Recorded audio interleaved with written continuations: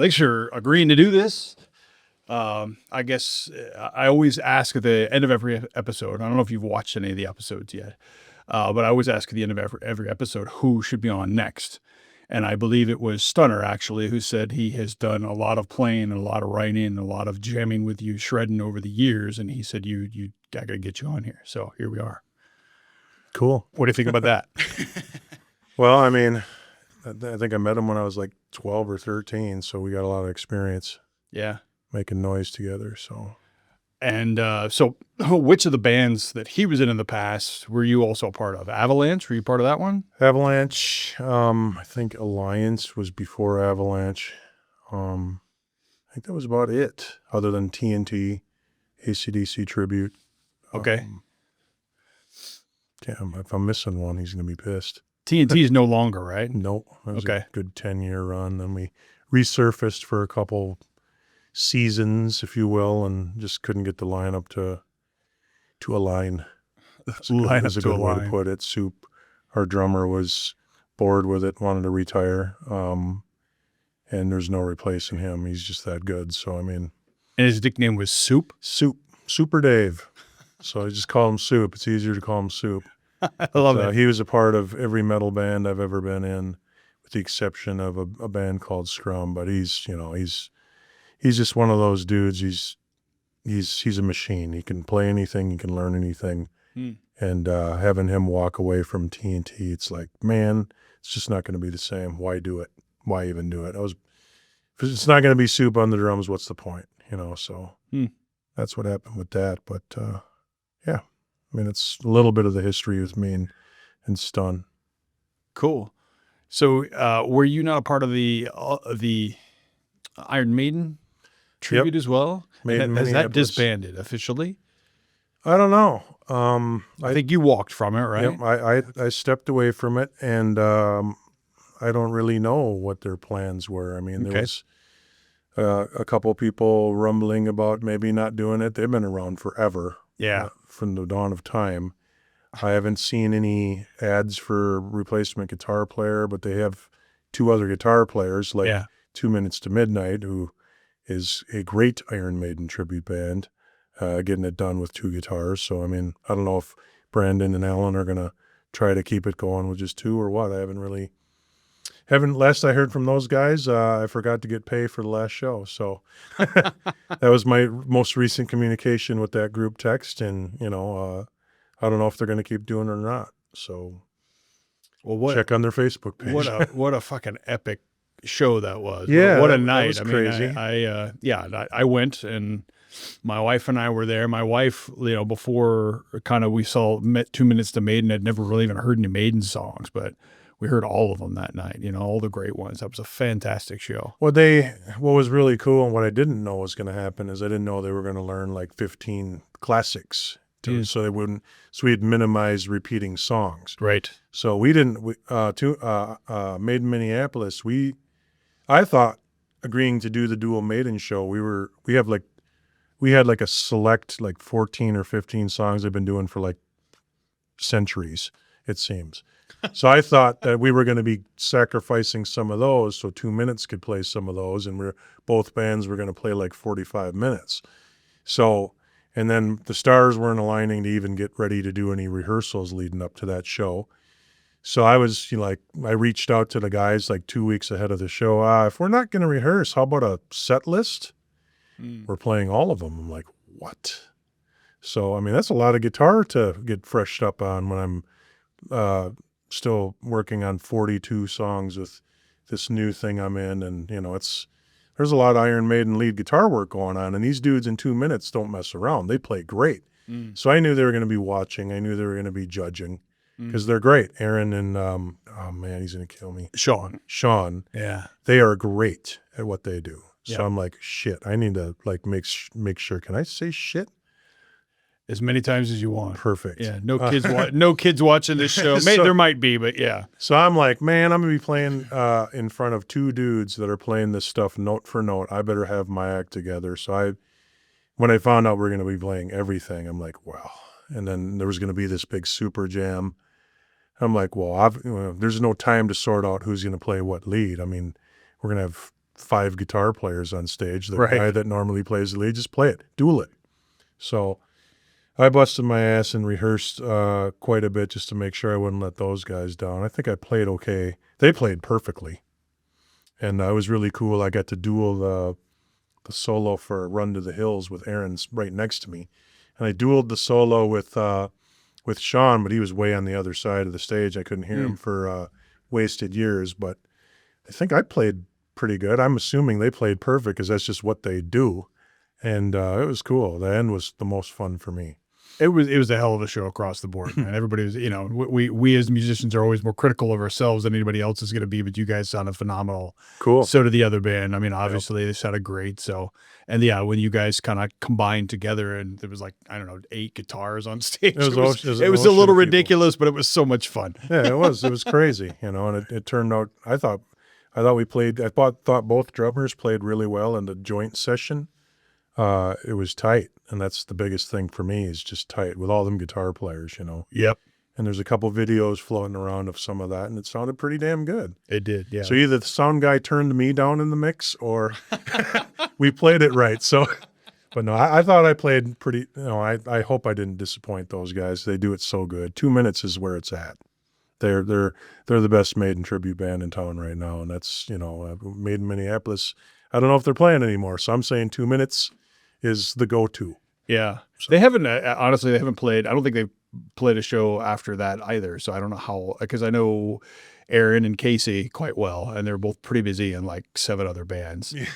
Yep. So when you get really good musicians, Aaron Schmidt is probably, I think he just started a new Jethro Tull tribute and he's in a Scorpions one. Yeah. And he's in a Queensryche one. And yeah, between the two of them, I think they book most of the shows in the Twin Cities, and one of the bands they're in at all times. They're always, one of them's playing somewhere. Yeah. They should just do an Aaron and Sean schedule, and you can see one of those guys or both of them every Friday and Saturday of the month if you wanted to go see it. It's crazy. I don't know how they do it. I know Sean, I went to see Sean with the Stone Temple Pilots tribute that I think it's STP. Yeah. That they're doing. With Brian Naughton singing, I believe. I think so. Yeah. And then one of them is in a Soundgarden tribute. I think they're taking over the world. I think they're just taking over the world. As long as they leave the stuff that I'm doing alone right now, just can I have a little piece of the world as a guitar player? Let's talk about that piece of the world. Well, what are you up to? I'm doing something weird, and I call it weird because it's a cover project that I don't think anybody else is doing in town. So we're basically taking songs that are diva fronted mega hits like Whitney Houston, Madonna, Paula Abdul, stuff like that. And what if Megadeth covered this song, or what if Van Halen covered it, or put rock or metal version of mega diva hits that you'd never think you'd hear that way. That sounds like fun. So the idea behind it is, if we, and then I get to do whatever I want. So I used to play in Wicked Garden for 12 years. When you're in an actual cover band or a tribute band, well, kind of both, you kind of play by the rules. Try to learn it as close as you can to. In the Iron Maiden tribute band, but with this, when there's half our set list doesn't even have guitar in it and it's horns, and these guys are like, make it metal, make it as nasty as you want to make it.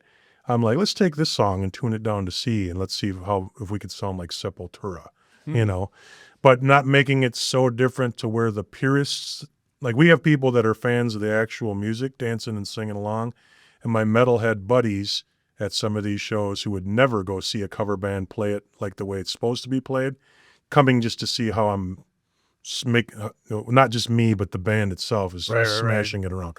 We're all metal dudes doing these covers and turning Madonna into a thrash metal situation at times. Cool. So it's fun. It's cool. So paint me a picture of something you've turned into like a Sepultura sound. Well, like Since You've Been Gone by... I don't even know her name. Kelly Clarkson. Kelly Clarkson. Yeah. Yep. Okay. You've heard the song. Well, yes, of course. We're in tune to C, and it's chunking.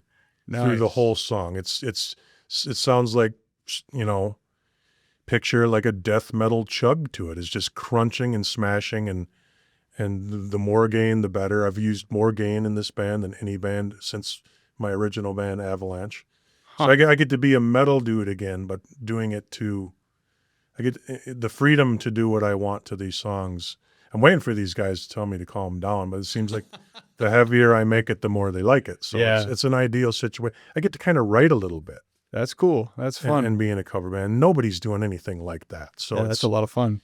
there's a lot of bands in town that are doing 90s and 80s and whatnot. We wanted to try something just completely different and cool. So I don't know if it's going to take off yet. Is the band name out there yet? Bad Bromance. Bad Bromance. Okay. Like the Lady Gaga song. Yeah. Bad I've actually Romance. heard of it before. So the band's been around for a little bit then. We have, but we're struggling flying out of the nest because we have half our band's been replaced since we started 3 years ago. So okay.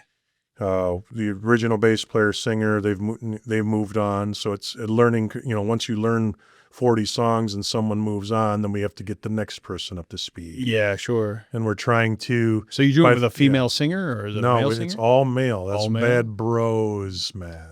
I got it. So there's a lot of bands in town that have female singers doing guy cover songs. We want to be that different. The opposite. We could have got a female singer to do this. Sure. No, we got Umar Malik singing lead vocals, who's like the host of a KFAI show or something, and he's been to, I think, Berkeley School of Music. He's a percussion guy. He plays a bunch of instruments. He's a musical genius mastermind. He comes in and learns these songs in like a month. It's just crazy. And he's got the pitch to be able to sing some of that higher register, but some of that stuff, I mean, unless you're taking some sort of drugs, we'll just drop it down an octave and make it more metal. Right. But that's what that is. Anything that's any female superstar fronted song you've heard on the radio, doing our version of that. Okay. Sounds like a lot of fun, man. We'll see. We haven't had the chance to get it going and keep running into speed bumps, but now I think we got a solid lineup with Mark LaForest on bass, who played in a band called Lingo with Derek back in the day. They were like a metal fusion funk crazy thing. Mark is actually just an insane guitar player, and he's playing bass. So he's such a good guitar player. I had him play second guitar for Regime at the Joe Spanbauer benefit when Vern, Regime's guitar player, couldn't play it. So let's tap into our bass player and Bad Bromance to play second guitar in Regime. Awesome. And everybody was probably a little scared until Mark showed up and killed it. So he's a great guitar player. So we're blessed to have the musicians to do what we need to do, whatever we want to do to it. It's just there's roadblocks. Like right now, Derek, our drummer, he's going through some back issues, and we had to cancel a show. He's had lifelong back problems, and I don't know what kind of treatments he's going to get to see if he can recover, but sooner or later, we're going to be able to book some shows and start to grow a crowd, hopefully. But that's what's going on with that. I think that might be how I'm connected to the band, because Derek, I know of the fellow drum bros out there or whatever. I think I've connected to him talking gear and showing off drum whatever. Yep, Derek Jamies. He likes to bring a lot of different gear to match all these weird sounds that are going on in all these pop songs. I think I've seen him with a gong or something on stage. He brings a gong. He's got these pads that have so many different sounds and samples. We got everything from the Chinese whistle that they're using in Groove is in the Heart to just weird intros that are going on. And he's got it all programmed in, and I don't know how he keeps his sanity, but it's Derek. If you know Derek, sounds like he has a good time with it. He does. So you guys are playing Groove is in the Heart, but a metal version. Yeah, it's that one. It's not too metal. I mean, the intro is exactly how you'd hear it on the record, and then it kicks in with distorted guitar, and there's pick harmonics and whammy dives, and there's things going on, like how Van Halen would cover You Really Got Me. So some of it's kind of rockified because you can't get too crazy off the groove. Sure. And then some of it is just, as heavy as we can make it. Cool. Like, for example, like we play Believe by Cher, and that's just, it turns in it's metal from the get-go. If we were opening for Anthrax, there'd be a pit. hopefully. So It sounds like a lot of fun, man. it's fun to play. It's hard to play. It's Yeah. way harder to play than any cover band I've ever been in because we're making it hard and heavy and crazy. So it's a lot of fun. Hopefully people like it and we grow a crowd. Yeah. So Well, we're kind of I guess, at the opposite end of the scale, and the hits and the misses. My wife is the singer, but we also take a lot of songs that would be pop songs otherwise and try to make them heavy. But she never liked metal music. And then I took her to a Gojira concert, and she absolutely loved Gojira. She thought they were the coolest thing she's ever seen. And then I've taken her to several concerts since then and asked her to be a part of our band, which me and the guitar players on our band is just like, we want to play the heaviest stuff we can find. So it can't go too heavy with Mama as the singer. You know, can't get Lamb of God, can't get Lamb of God heavy or anything, or Trivium, but we still have some fun. nice. Yeah. So I think there could be a good synergy or something there in the future. If there's some festival that needs a couple of bands, we'd probably be a good fit. Doing some different stuff, right? Yeah. It's like we got to just be super careful. Like we're not we don't want to scare away the purists of the fans of the songs. Yeah. So we just try to put a governor on it somewhat, and then seems like they like the heavy versions too. So I think it's about finding the right tribe, right? That's what we always tell ourselves too, is just like, not everybody's going to appreciate what we've done. yeah, But if you find the people out there like me, I would go to that show and be like, I am in the right fucking spot. I love this. You know what I Right. mean? I've got 4 kids, and 3 of them are girls. So I've had a lot of pop music in my life in the car or whatever as they're growing up. Now my kids like Slipknot and other stuff like that. But well we got I've listened to it enough. I know what it is. I can appreciate it, even though it's not necessarily what I would roll in my own deck. But well we got a lot of kids that love to hear us play Miley Cyrus and love to hear us play Chappell Roan. Yeah, Really? You never think you'd hear a metal version of Chappell Roan, but never come out That's to cool. Bad Romance. But yeah, I mean it's it's something different more than anything. I've done AC/DC. I've performed over 84 90s and alt rock songs live. There's Hairball is the king of 80s. I mean, everything's been done. So what's next? I'm not going to play in a country band. Yeah. I'll retire and buy jet skis with my gear sales before I do that. So a reason to get filthy on nasty guitar and still play out on weekends, that's the plan. So Yeah, I mean, if you could do something that you're actually enjoying, then I mean, I think it's when the joy dies, right? That's when you kind of have to say, okay, I don't want to be part of this anymore. But right, like for me, that was Wicked Garden. I played that for 12 years and playing the same Nirvana riffs. I mean, yeah, there's no. I hate to break it to people, but there's no rock glory in playing Nirvana solos. There just ain't. So I mean. I needed something different to do. So that's why I walked away. And I wasn't planning on doing anything until these guys put out an ad and like, what, you want to do what to those songs? I might be able to do something like that. So okay, we just picked 10 songs to learn, and I'm like, I'm going to either scare these dudes away and I just made them just real nasty. And one of them was the Cher tune. And I'm like, okay, this is what I'm thinking. Just total, just up-tempo chug fest. They're like, yes.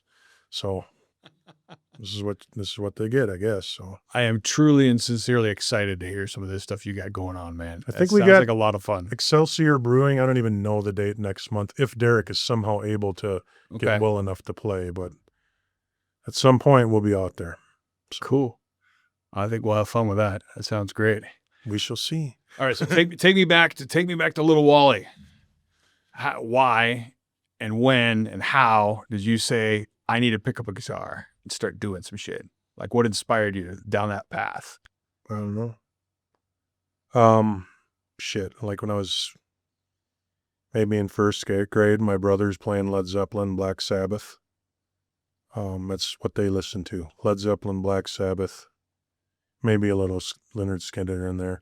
The sound of the guitar was always cool. I never thought about playing it until I was maybe like 12 years old. And then one of my brother's friends had a guitar that he was trying to sell. And I'm like, well, shit, maybe I should. Well, actually, what really happened is that he had a friend, Andy Munich, who was a drummer. And I went with him over to his house. And we were listening to Metallica back then, and all that fun stuff. And went over and saw his friend Andy play the drums. And I was like, well, that was like my first time seeing someone play a drum set in front of Hmm. me. I thought that was so cool because when all you do is you hear it on records, and it's cool to see somebody like physically. I wasn't going to concerts when I was 10, you know, so I saw Andy playing drums. And I'm like thinking, man, he needs a guitar player. He needs a band or something. And then that was when my other brother's friend was selling just a piece of junk guitar for $75. So I bought that from him, and I was going to start learning how to play guitar. And then my brother Lee, my older brothers, who always challenged me with things, you know.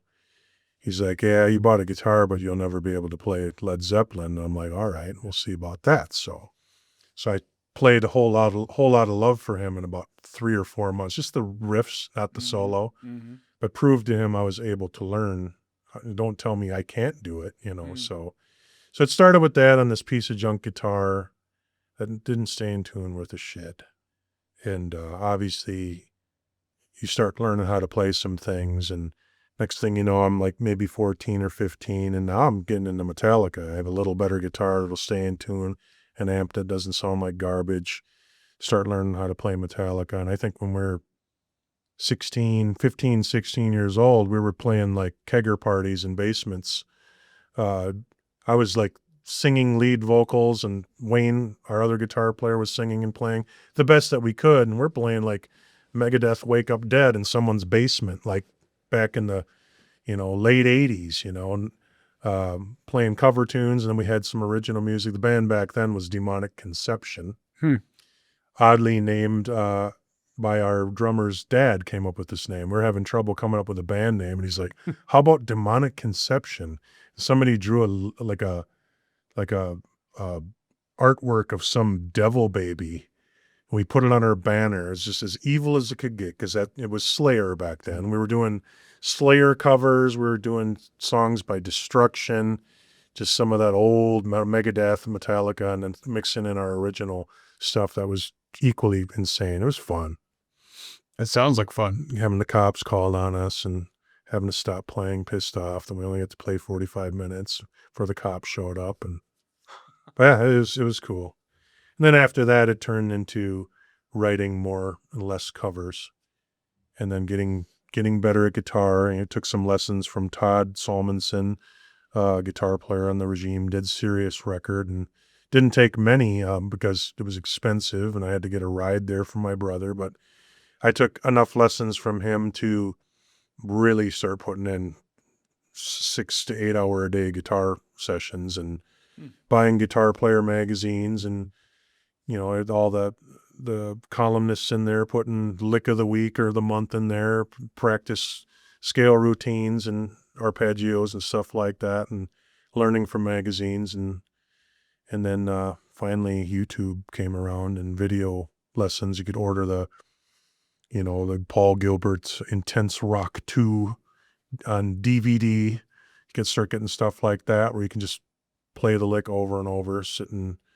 And, what I would do is I would watch a football game with a guitar in my hand, and every time there was a commercial, play the one thing I couldn't play until I got faster.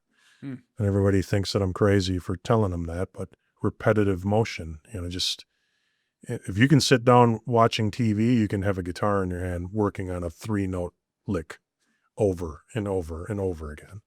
So that's how I learned. I mean, probably same with drums, right? Yeah, absolutely. You tell me, how did you learn how to play drums effectively? I mean, I guess, the biggest challenge with drums is separation of the limbs. That's kind of like the first hill to conquer. But once you can kind of play something where a couple of your limbs are doing different stuff, then it's just kind of like opening up the world, seeing what the different songs look like. And then, same thing. You repetitive. Take on easy stuff in the beginning, repeat it till you get good at it. And then you start looking at more challenging things, but crazy drum fill, doing it 400 times in a row till you can play it fast. Yeah. Same thing. Even now, I mean, until today, until this morning, I'm working on a song that I'm going to play at the Ziggy's Jam this week. And, just slow it down. Have you worked with Moises yet? No. The app. So it's a pretty slick app. So it's AI driven. It takes the song. It can actually break out the instruments so you can mute different ones. So I can listen to the drums over and over again and then mute the drums and actually try to play with the track, because that's also one thing that I think is quite challenging when you play in a box, by yourself. You're in you don't really get the feel of what it's like on stage with other musicians and their instruments, playing at different volumes maybe than where your drums are, and kind of figure out where that all fits. So Oh yeah, I suppose really it's really weird for you live when a guitar player gets up and he's quieter, has a different tone, or plays a little faster, plays a little slower. Yeah, exactly. you should be controlling that. Well, yeah, but yeah, The drummers should be leading. Guitar players who lead drummers aren't good guitar players. The drummers should be setting the tempo, and if it's slow or fast, you adapt for the tightness of the band. right. So I hope you agree with that. You're a drummer, Sure, right? I do agree with that. Yeah. So, but yeah, it's the same concept. It's just repetitive practice makes perfect. And my tool is AnyTune Pro. You can load a song into it and you can detune the song. Like you could have a guitar that's not even in tune with it and tune the song to your guitar. You can speed up the song or slow it down on the iPhone and it keeps the pitch pretty good. So crazy ass solos, I can slow them way down. Like Made in Minneapolis, they played everything half step down tuning, but most of Iron Maiden stuff is in E. So I just bought all the songs so I could load them into this app and down tune them down to their tuning. Because for me, if I'm hearing it in the car, like I do a lot of my learning in the car. So I drive from Hudson, Wisconsin to Minneapolis for a commute. So I can learn it by the time I drive from Hudson, Wisconsin to Minneapolis and back. If I listen to the Aces High 17 times in a row, I know where all the parts are. Now I just need to learn them. And a lot of people, guitar players will tell you this if they've played long enough. If you play long enough and you hear like guitar playing on a radio, you kind of start seeing in your head where these chords might be. You start hearing. Yeah. Same with drums. Same with drums. Like a little movie plays in your head. I believe that that's an A chord. I believe that that's a G. Yeah. I believe he's doing this chromatic run here as part of this. By the time I get home, most of the learning of the song is done before I've even picked up a guitar. It's almost like I thought, so so that's what I did with Made in Minneapolis for 2-3 weeks. I just burned a song in my brain to memorize where everything goes, and then get home and in like 15 minutes I'm playing it, with the exception of the solo. Might take a little bit more time with a bunch of notes, but I bought a book for that. There's tablature for that. Or there's a guy called Songs from the Beast or something, a guitar guy that shows you all the solos. This guy could play for Iron Maiden. If I would have saw his videos before I bought the book, I'd have learned the songs even faster. But yeah, if you want to be an Iron Maiden guitar player, Google YouTube Songs of the Beast, I think is the guy, and he'll show you everything perfectly how it's played. It's cheating. That's where the 2 Minutes to Maiden guys learned. I bet they learned from this dude. He's so good. But, but I wish I would have discovered him early on. But yeah. And so it's cheating only because you didn't discover him early on. Well, back in the good old days, we didn't have this technology. You had to learn what was on the record. And, and quite honestly, a lot of the guitar player magazines, or a lot of the tablature that you could get out there, I found a lot of it to not be as authentic as I was more comfortable learning my version of it. It just sounded more close. Yeah, I've heard that from a lot of guitar players. That tab often quite sucks. So it's not what you want. You're better off just watching nowadays. Just watching finding a couple YouTube guys that you can count on who learn the stuff right and learn from them. Or I'll just zoom right to the solo and let's see how this guy's playing the solo. And the fourth or the best guy out of the three I found that plays the solo the closest, I'll start learning what he's doing. And if I think that there's something that can be a little closer, then I'll modify it. But man, that saves us a lot of time in cover bands. But in Bad Bromance, there's none of that because half the songs don't even have guitar. So just I'll create it. Got a clean slate. You got to that's cool. Make it all I like up. it. So yeah, that's awesome. So what advice do you have? So you said a couple things that I heard, like practicing 8-9 hours a day. If you can. Listening to a song 18, 19 times in a row. That takes some real kind of dedication and almost a mastery of boredom. Like how do you deal with that? It's just if you wanna save yourself some time when you're actually have the instrument in your hand, you're trying to learn it. That's why you burn in the song. I mean, some of the Iron Maiden tunes, I wasn't a huge Iron Maiden fan my whole life. I mean, I liked them, but I was into like Testament and Exodus and like thrash metal bands. Testament's coming to town soon. You're going to go see him? Yes. Oh, it depends if I'm in town. Okay. I know Stun will be telling me, hey, you going to Testament? Because he always does. So if I'm not out of town for work, yeah, I'll probably go to that. But, I wasn't really a heavy listener of Iron Maiden. So when they gave me their set list, there's a bunch of songs on there that I don't know if I've ever even heard. Like Fear of the Dark is one of the songs. And there's a lot of parts in Fear of the Dark. So when I saw the set list, that's the first one I started with because I don't think I've ever heard it before. Listened to it all the way to work and back. And at a stoplight on my phone notes, type in chorus this many times, verse this many times. I would create like like you would do with a drum chart. If you're charting out a song, I type out, what I think is the intro riff. This is the bridge riff. This is the solo. And then once I have everything mapped out and I've listened to it and I know where all the parts are, then it's just learning the damn song. So it might be tedious, but if you want to learn a lot of songs in a hurry, if you just jump right in with a song without listening to it and try learning, you're going to, by the time you get to song 3, you're going to forget what you learned in song 1, because who memorizes where they all go together when you're learning the parts as you're learning the whole song? I mean, that's my approach to it. That's really interesting.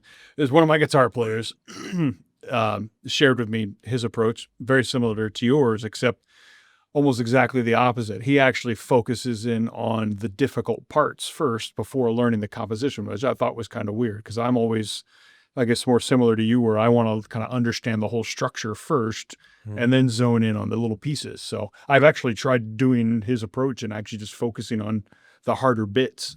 Because like yourself, like you had said, sometimes when you listen to enough music over your lifetime, you've played enough music over your lifetime, a lot of times some of the stuff they do is almost predictable to you. Like, okay, there's going to be a drum fill. It's probably going to sound like this. I can be in the car listening to a song. Angus my Young kid's showing solos. me that I've never even heard before, but I kind of already know what the drummer's going to do at this spot. When they don't, that's when I really like the song, right? Then when I'm surprised, which happens still from time to time. But when somebody does something really, really funky and really different in a particular space you expect to happen a certain way, that could be really exciting. But yeah, like learning the complex parts first. Like to me, I don't want to have to process the parts before and after that complex part. So if I have everything burned in, I'm on autopilot until I want to be on autopilot when I reach the complex part. So I'm not trying to remember exactly where on the beat this lick comes in or this crazy riff or how this riff is played. I don't want to have to worry about processing the whole song. I'll learn the complex parts at the end because I already know the rest of the song. I mean, that's a weird approach, but I agree. I found it weird, but it's also quite interesting. And I've tried it now on drums and it works in a way. So if it works for them, more power to them. But before I even put the guitar down, I like to know when all these different parts come in, so I don't have to use brain processing to even compute that. So I know, because I listen to the song 12, 15 times in a row, that here comes this crazy ass weird bridge that only happens once, and it's a weird part. So I don't want to have to be worried about where that is, plus having to remember how to play it at the same time, So it's what's worked for me, but everybody has their own. I'm not saying I'm the best in the world at learning songs. It's just what works for me. So, well, so this podcast is called the Minnesota Music Note. And so the reason that I built it was really just kind of have the conversations and learn the stories of people out in the Minnesota music scene. But beyond just musicians, I'm also interviewing venues and agents and people who put shows together and that sort of thing. So I really just want to get the shape of the whole thing. But one thing that I'd like to hear from you is just like, what do you think of the Minnesota music scene? Like, what does it do for you? How have you come up in it, and where do you think it's good? Where do you think it's bad? Where do you think it's headed, et cetera? Oh man, the music scene. Being a metal dude, for original metal artists, I wish they had a venue that did this on weekends when people can come out to see it. With a lot of my friends that played metal of any kind, they're my age. I don't have 20-year-old thrash metal buddies, Hmm. and so it seems like such a mountain to climb to put together a show on a weekend where everybody ain't coming from work. In these days with these economic times, with inflation, people are working extra overtime to pay their bills and whatnot. And can they go see a show on a Tuesday night at a turf club till midnight and suffer the consequences, or can they even get there because they got to work? I wish, back in the days when we played original metal, you could play at Ryan's Corner or the Lab on a Saturday and a Friday night, and that sucks that's not an option for people. Like if somebody opened a all metal venue where every weekend is just metal from, and 3 bands, not 10 bands, 3 bands. So these bands get a chance to get their sound dialed in by a sound guy, so they can, if you have 8 bands playing a show and everybody plays 3 or 4 songs, can they even express themselves the way they want? They're sharing gear in a lot of cases. A drummer's playing on a drum kit that's not the snare he bought. You buy a snare drum for the crack that you like. You know what I mean? It'd be cool to see some venues pop up that 3 bands, Friday, Saturday, all original music. That happens, you're going to see me playing some original music again. But with my job, I'm a union president. I'm working 1 billion hours a week, days, nights. It's crazy. And these guys have me learning all these crazy diva songs every other minute I got. I'm a weekend player. And talk about the cover scene. Well, just like original music in general, how many original bands are playing weekends right now? All original. Can you name one? Yeah. Well, I mean, I know there are bands out there that do that, but yeah, I don't know how often it happens. So, but can you name one? I don't think I can name a single original band that does all original rock or heavy metal or any kind of guitar heavy stuff and headlining on weekends. I mean, I think Johnny O'Neill Band is a hard rock band that they don't play a lot of weekends, So it's a crime that the music scene is less original and more cover. It's heavy cover. It's insane that it's heavy cover. I think that the music scene, it's weird. It was like 10 years ago was a lot of 80s cover bands going. Now there's this big boom in 90s and alternative. Like there's so many, like the band that I left, Wicked Garden. Now there's a ton of bands playing 90s rock, alternative rock. And a lot of those bands, did they really, like when Wicked Garden started for like 5 years, we couldn't draw worth of shit. And we were playing like the 5 biggest grunge bands of all time, Pearl Jam, Alice in Chains, Soundgarden. You'd think that would draw, but not like the Motley Crues and the Van Halens. And is rock dying? Is original rock dying? Yeah, I don't know. Yeah, it's a good question. And if that's the case, we're left with cover bands. And at some point, rock cover bands may become extinct, because listen to the new music. Billie Eilish, right? Billie Eilish. We play a Billie Eilish song. It's nothing like the way she plays it. So which one? We're doing Bad Guy. Okay. Right? So do we have to evolve into whatever the new music is, making rock and metal versions of it for people that like rock and metal? Because what else do we have? We have, what's the Zeppelin sound-alike band? 4 guys, young guys. I know you're talking about, but I'm not going to think of it off the top of my head. There's that. We got the Foo Fighters, original rock that gets heavy at times. You got all your metal bands that are still around in town, but Anthrax used to play bigger venues, and are they still doing that if they come to town? So I mean, even Testament's playing. I forget the venue they're playing, but it's not a stadium. It's a smaller venue. It's bands that have released albums that they're all gonna retire out when the Testaments and all these.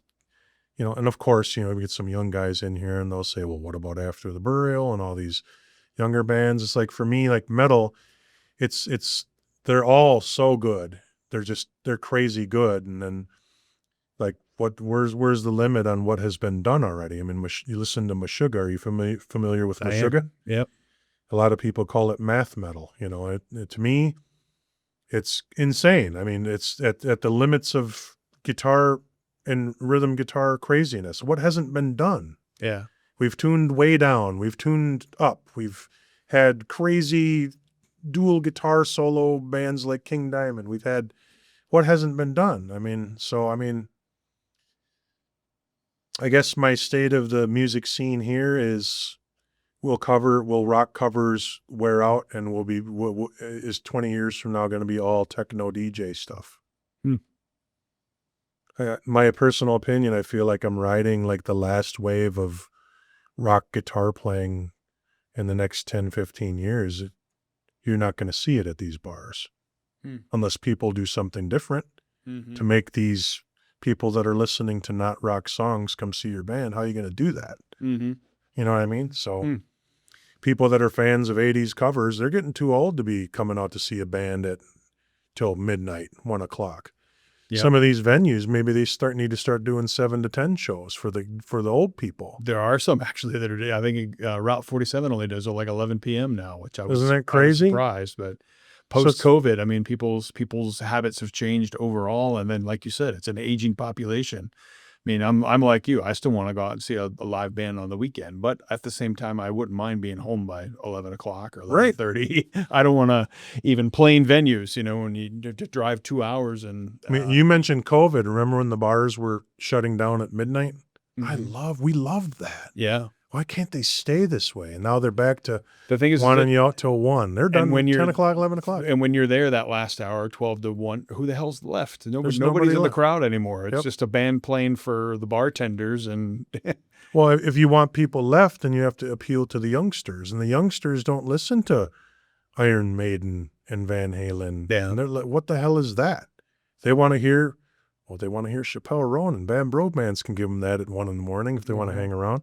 So that's why we're doing something different. And I don't know. I just 15 years from now, I predict extinction of rock and metal cover bands in this town. Well, that's fucking depressing, man. You wanted my opinion. No, right? And nothing wrong with it, but I mean, nothing wrong with the opinion. The depressing prediction. I can't say whether or not you're right or wrong. I know that, I've got some young teenagers, 15-year-old and a 12-year-old who are getting into kind of heavier stuff now. And I'm encouraged that they're listening to the music like Slipknot. And, there's a couple of bands out there that they are listening to that they introduced me to that are a little new, which are great. I got to think of it. Pierce the Veil is one of them. A little bit more on the emo, but it's like emo mixed with metal, which is a lot of fun. And they do a lot of surprising stuff in their music. But I was also, as a parent, taking these kids to like their first concert, I was excited to see, 8,000 people in a venue, you know what I mean, for a band, because I haven't seen that in a while. Like yourself, I'm like, man, it's like when I was growing up watching White Zombie and Nine Inch Nails and Tool and Pantera and stuff, these places were freaking packed. We're so lucky that we got to live in an era where every week you could go see a great band, rip it. Yeah. Just rip it. And, I think a lot of it is, back when I started playing guitar, the idea was, if I'm good enough at doing this, I could be rich. I could sell albums. And what if I sell 1 million albums being, I could have been Alex Skolnick of Testament. I was playing Testament songs back in the day. I could have been him. Today's kids, you're never going to get a record deal. You're going to have to record at your buddy's studio and hope that you make enough pennies off of a download to actually make some money doing that. Now you're going to have to find a venue that will let you play original metal music somewhere. Is there one that lets you do this on a Friday or Saturday night? Yeah. So it's like the scene needs to change to keep this alive. Somebody needs to come up with a original music venue, maybe 10 of them. Is that going to happen? Yeah. Yeah, because the opposite side of that equation is, will that place be filled up with people? And that's, every bar wants to sell booze, right? And if you're not bringing in the people to sling the drinks, then are they booking your band anymore? And that's frustrating, Yeah, you're saying things I don't have to say that lends credit to my sad doom and gloom prediction, but that's, Right. and then how are these new bands going to get heard Yeah.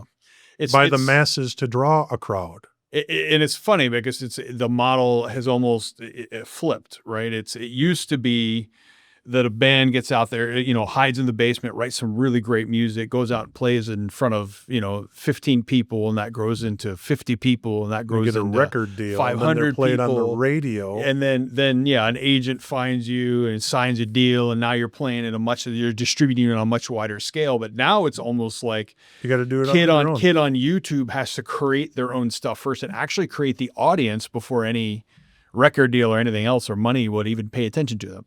So there are kids out there that that I've seen that are like they write their music, and that's how they become the artists that you see out there. And it's almost like they have to not play out live at a venue until they can bring a crowd with them. correct. Yep. Because if they get one chance, and if they didn't sell enough drinks, you're never coming back, no matter how insanely good that they are.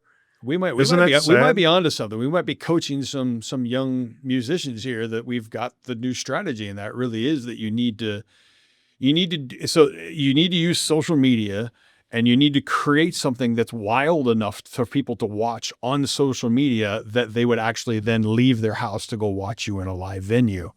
And I think there are some bands out there that I've seen that, like you, I get a lot of music stuff that comes through my feed, and I see some bands that are posting things that are just doing wacky shit on the internet. And I'm like, that's fucking cool. I should do that with my band. I never do because it takes time and energy that I just don't invest into it. But they're doing it. And I see more and more of their stuff coming out, and it hits my feed more because it's cool. And I know I'm not the only person that thinks it's cool. So now a lot of people are thinking it's cool. But you almost have to be doing some radical shit before you get the crowd now, rather than just writing really solid music to find the crowd. Maybe guys like you should be doing a virtual venue until there's 400 people tuning in to see this crazy new hot and up and coming metal superstar, 20-year-old band. And then you release them to a venue. People be itching to see it live, seeing if you're doing any magic tricks with punching in and punching out behind the scenes. Let's see if these kids can pull it off live. But maybe that's a future. Maybe virtual venues. You raise the baby in the nest, and you kick them out of the nest, and they get to try this out at Main Street Bar and Grill on a Thursday or something to get it started. But that's interesting. Yeah. There's a venue right across the street from here called Flying V. I don't know if you've heard of it. No, I have not. So the Flying V was started by a lady who basically just wanted to create a venue. It's a straight edge venue. So no drugs, no alcohol. And there's a lot of young kid bands that come through there. And also there's a practice space in her basement, and she lets the kids come in and use it at no cost. So it's a nonprofit that's basically built around trying to create a thriving young musician community. There's guys out there like Nathan Peller, I think his name is. He donates sometimes guitars that he fixes to the Flying V. Natanic? Yeah, Natanic. He's going to be my guest. He might be in today. He might be in after you. Let me check my, in case you want to, he is actually coming in right after you. I don't know if I've even met him. I've just heard him on social media. Oh, there you go. You should sit out there and heckle. And he's a friend of Rob Carlson. Everybody knows Rob, right? But why isn't there a statue of her erected outside of this building? Because she's doing exactly what people should be doing. So I'm doing this podcast. So I've invited her to be a guest on the podcast, but I also want to do my podcast at her spot, which I typically have people come here because I want to show people what she's up to. And there's this podcast-a-thon thing that some other person found me and said, hey, be a part of this. It's like 100,000 podcasters across the world all doing a podcast for like nonprofits and community. And I actually want to do an episode on her and have it be a part of this and blow it up really big. But what you just said, I mean, her venue is almost perfect for exactly what you're talking about because it already exists. You know what I mean? And why wouldn't she want to do something like that? That's going to bring more notoriety to her space, and she's already got bands coming through, putting together shows, doing stuff like that. She should be live streaming those shows on social media. It'd be a lot of fun, wouldn't it? People should be sharing her page everywhere. Yeah. So people are, see this great band on her podcast, knowing you can go to her venue to see it live. Maybe that's a way. Mm-hmm. But right now, there's nobody nobody knows anything. I didn't know about this. Yeah. Well, But quite honestly, I don't, I'm not too in tune with up and coming metal bands. I mean, I've done it. And now I'm like, how do I play on weekends? Well, I destroy we all make the choices. right? destroy. I sold my soul to the devil, right? So that's how I get to play weekends and still play nasty guitar. But yeah, would I like to make an original band and actually be able to play somewhere? That'd be cool. Let the geezers show up and show the young whippersnappers. What the fuck's up? we It's can funny. still Have you play. listened to the New Testament album? I have not. You've got to, because the first 3 songs, I would say exactly what you just said. It almost feels like that's what Testament's saying. You know what? Fuck you guys. You think you can play fast and hard? Listen to this shit. And the first 3 songs just like blow your mind. Oh yeah. And then they get into like the more kind of melodic, testament of past, you know what I mean? Where they have some heavier stuff and some lighter stuff. But the first 3 songs are just like face melting, man. They're so heavy and so fast and so good. But I think Chuck Billy might be the only member that's still in the band it might be a bunch of 19-year-olds. Is that right? I was thinking it must be like a bunch of 19-year-olds with Chuck Billy now. And they're just like, let's go fast. So, well, hey, if that gives a young pup the opportunity to play that stuff live in front of a crowd, so damn be it. right. It's covers for them when they join, but it becomes originals when you get to write the next damn album. That's right. So it's sad that that's the only quick pathway to living the dream, versus, I mean, there's great young bands out there that are great, but they're still not headlining a big venue or on a crazy tour, It's just hard. There's no record companies backing them. Yep. Yeah, it's going to be, I mean, I've seen some really good original metal bands here in the cities. And it's the same thing. Some of them I'm like, holy shit, this band should be a national act already, but who's really looking for a Limp Bizkit sounding band at this stage? You know what I mean? Mm-hmm. They're just as good, just as hard, for example, Nuisance. You've probably heard of those guys. So for sure. Yeah. I mean, and honestly, and no bullshit, when I listened to some of the stuff that Stunner sent me, I was like, man, if this literally would have been playing next to Metallica and Megadeth in my CD list at the time, if I had heard it at the time, it was really fucking good, really tight, really well-written stuff, very heavy, but didn't make it at the time. And you're right. Is there really an opportunity for that sort of stuff to make it in front of the right people anymore? It's depressing to me, because I used to be that kid. Yeah. I tried hard, man. We were practicing absurd. I mean, I was going through 2 sets of strings per week, snapping new sets of strings. That's how much I used to practice. And wow, we tried like hell. We Avalanche made a couple albums, and we got on the charts in Europe over there, being played right next to Accept, and we got some noise over in Japan, but nobody ever signed us to a record deal. But we could, while we were playing here, we were learning the songs of our heroes and playing them live to help draw a crowd in to hear our original music. If you come hear our original band stuff, we'll treat you to Rain and Blood by Slayer, or this new Pantera album that came out last week. We're going to play this song off of it. You don't have to wait for Pantera to get here. We'll do it for you. So we were whoring ourselves out even when we were in original bands. It was the start of the whoring of ourselves out. But it worked. Avalanche got to play weekends, Fridays and Saturday nights, sometimes both in a row. Yeah. And we had when there was venues for it. Big ass mosh pit out there, packed. I mean, we used to get 200-300 people coming to see little old Avalanche play. That's awesome. Cromlick was doing it in Minneapolis. All these bands, Sound and Fury. There was bands back in then that was drawing on the weekends and original music. And, we don't get that anymore. I hear this band Anal Blast come up a lot. Did you know those guys? Oh yeah. I'm not from Minnesota. Don Decker ran that thing, and it was offensive and metal and, Dumpster Juice and Porcelain God, and everybody was playing their version of metal back then, and they got to do it on prime nights of the week. And nice. If you had crowds come in, you got to come back and play these places. It was great, and it's doesn't exist anymore. It barely exists. It isn't extinct, but I'm sure I could find a local metal show this weekend. Yeah. I have to scour my friends' pages to find it. Like even buddies my age used to post almost, yeah, we're playing this weekend here, or we're playing Thursday night there, or we're playing at Lee's Liquor Lounge here. And then they closed down the Triple Rock. And does Lee's Liquor Lounge even do bands anymore? And it's like bands, friends of mine that are my age, I'm seeing less and less of their posts of their shows. So it's scaring me that is it really dying, you know, and it's sad.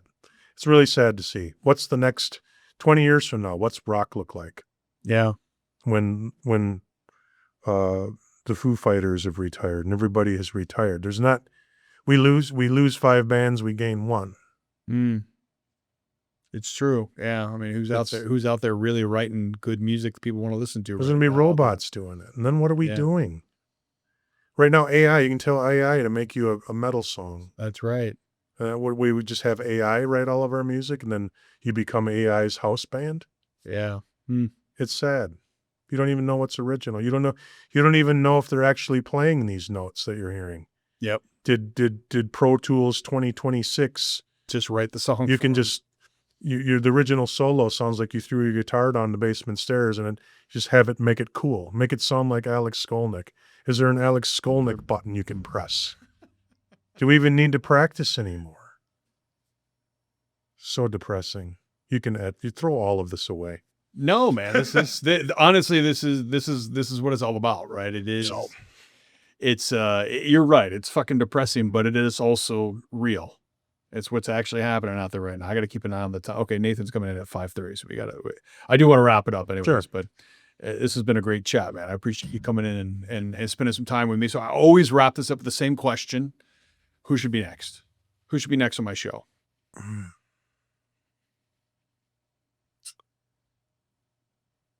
I would say Dennis Asher. Okay. I don't know Dennis Asher. Who's that? Dennis Asher is current lead vocalist Uncle Chunk. Okay. And guitar player. I've seen them play before. I like that. He plays in Casanatra, the original progressive rock metal band. He's been around forever. He used to play for Cold Cranking Amps back in the day. Great guitar player, gifted guitar player, singer. He can separate his brain like you do with your drums. One of the nicest guys you will ever meet in your life. He's loved by everybody. Currently fighting cancer, and I believe he's getting ready to come back. If he's not already, he's getting ready to get out there gigging again. So he's okay. Great dude. I got a great respect for that guy. I played in a brief band with him before Uncle Junk stole him from me and ruined our dreams with me and Derek and Stun. Back in the day, we were going to be Jukebox Hero, and we're going to be doing songs that nobody did, but putting rock and metal spins on it, kind of like what we're doing right now with Derek. But he is just a great dude, and so he's experienced everything, and I think he'd be a good interview. Cool, man. I appreciate that. Cool. Well, thanks for coming on, man. All right, Will. Yeah, that's been awesome. Cool. Hey there, Minnesota music family. If I haven't personally reached out to you yet, consider this your 100% official invitation to join me on the Minnesota Music Note. I'm Will McLeod, co-founder of the podcast crew here in beautiful Robbinsdale, host of the show, and the guy behind the kit for the band Hits and the Misses.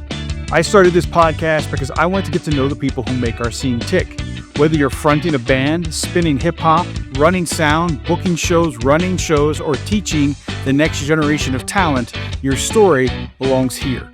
We've had everyone from videographers to festival organizers on the mic, and we're just getting started.